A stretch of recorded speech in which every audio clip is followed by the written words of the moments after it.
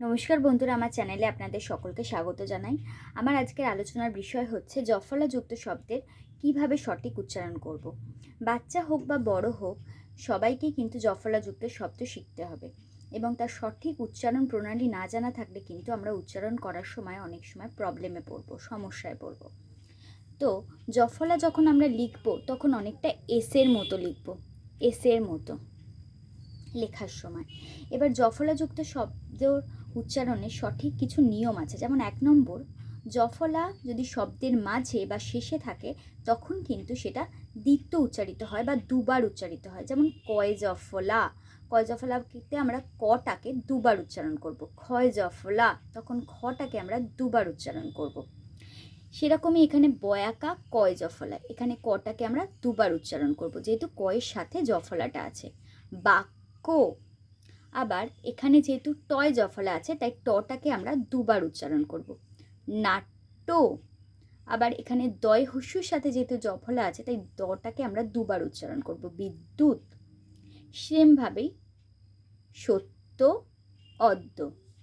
এবার 2 নম্বর পয়েন্ট, হয়ের পরে যদি জফলা থাকে তাহলে হ প্লাস জফলা মিলে হয় জঝ উচ্চারিত হয়, জঝ সাউন্ড হয়। যেমন দন্তেশ হয় জফলা, জ ঝ। সহ্য, গয়রাফলা আঁকা হয় জফলা, জ ঝ।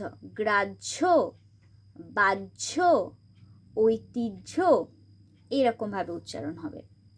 জফলার সাথে যদি শব্দের প্রথমে যদি জফলার সাথে হর্ষ, দীর্ঘ আর ওকার থাকে তাহলে কিন্তু জফলা উচ্চারণ হয় না। দেখুন এখানে দয়ের সাথে হর্ষ আছে আর জফলা আছে। এই হর্ষ থাকার জন্য এই জফলাটার উচ্চারণ হবে না, আর এটা শব্দের প্রথমে আছে, তাই জন্য এটা হবে দ্যুতি। আবার এখানে ও আছে, ওকার আছে, ওকার আছে, তাই জফলার উচ্চারণ হবে না।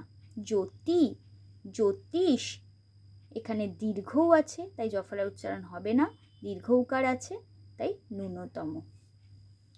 এবার 4 নম্বর পয়েন্ট, জফলার পর যদি কোনো ব্যঞ্জন ধ্বনি বা অ, আ, ও প্রভৃতি ধ্বনি থাকে তাহলে জফলা কিন্তু অ্যা এর মতো উচ্চারণ হয়। যেমন বয় জফলা ব, হয়াকা র, ব্যবহার। আবার বয় জফলা দন্তে শয় তয়, ব্যা জফলাটা সাউন্ড হবে অ্যা, ব্যস্ত। এখানে তো ধ্যান, ব্যথা জফলা আঁকা থাকলে অ্যা সাউন্ড হবে, অ্যা উচ্চারণ হবে, ন্যস্ত, ব্যাপক। আর আমার লাস্ট আর 5 নম্বর পয়েন্ট হচ্ছে, জফলার পরে যদি ই ধ্বনি থাকে তাহলে জফলা এর মতো উচ্চারিত হয়, জফলার উচ্চারণ তখন এ হয়ে যায়। যেমন এখানে বয় জফলা আছে কিন্তু উচ্চারণের সময় হয়ে যাবে বে, ব্যক্তি, কেননা এরপরে হর্ষই আছে, হর্ষই আছে বলে, হর্ষই ধ্বনি আছে বলে হয়ে যাবে ব্যক্তি। এখানে দীর্ঘী ধ্বনি আছে তাই জন্য হয়ে যাবে ব্যতীত, জফলার পরে যে বর্ণটা আছে সেটা তয়ে দীর্ঘী আছে, দীর্ঘী আছে বলে হয়ে যাবে ব্যতীত, ব্যতিক্রম।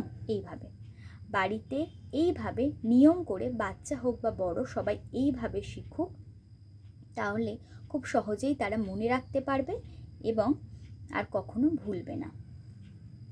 আমার এই ভিডিওটা যদি আপনাদের ভালো লেগে থাকে তাহলে ভিডিওটা লাইক আর শেয়ার করে নেবেন আর চ্যানেলটা সাবস্ক্রাইব করে নেবেন।